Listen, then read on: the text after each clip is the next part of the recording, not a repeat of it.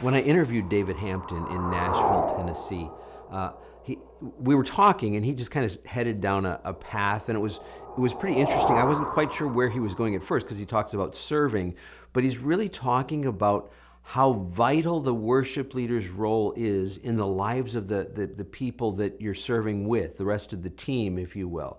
And he's got some pretty practical things to share from a pretty big experience. So take a listen to what he had to say.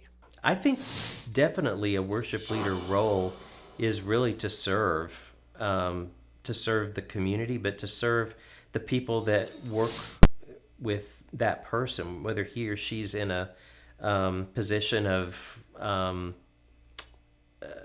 authority as such over people or not. I think that the person that is putting together the experience people are gonna share on a Sunday or whenever you meet, that's a shared experience, and so I had a lot of people working with me that I was their link to the church in a lot of ways.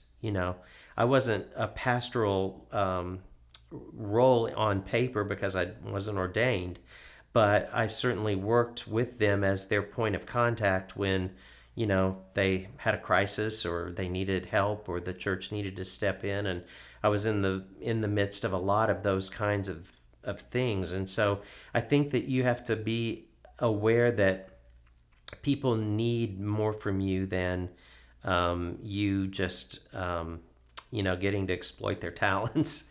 They need your love and attention and your advocacy for them with leadership at times, because you're going to be called on to do a lot of intermediary stuff. David had quite a bit to say in there, but I want us to focus on one specific thing where he talked about being the link between the team and the church.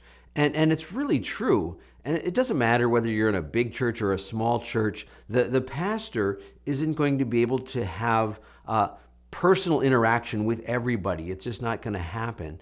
And so part of our role as a worship leader is to help shepherd these people. David said in here that he wasn't really a pastor because he was ordained, but he actually wrote a chapter in my book, Mentoring Worship Leaders, Training the Next Generation. And in there, he talked about how he didn't really have that title, but that really was his role in a lot of ways. And it's true.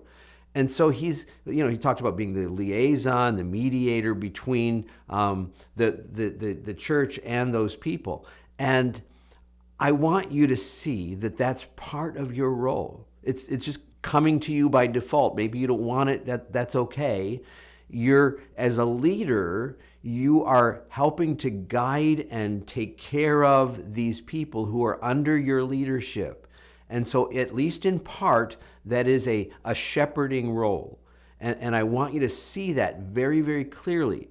Don't back away from it. There are certain things that just come with leadership. If you're a leader in a company, there are certain things that you're going to deal with, and even more so in the church, because we are demonstrating the character of Jesus. We're showing compassion and care and concern for people. And so in that role as a worship leader, you need to be in touch with your people, seeing how they're doing, talking with them, finding out about their lives to make sure that they are spiritually healthy enough to fulfill the role that they're in. Brought to you by myworshipleadingcoach.com. Helping you to be more fully equipped as a worship leader.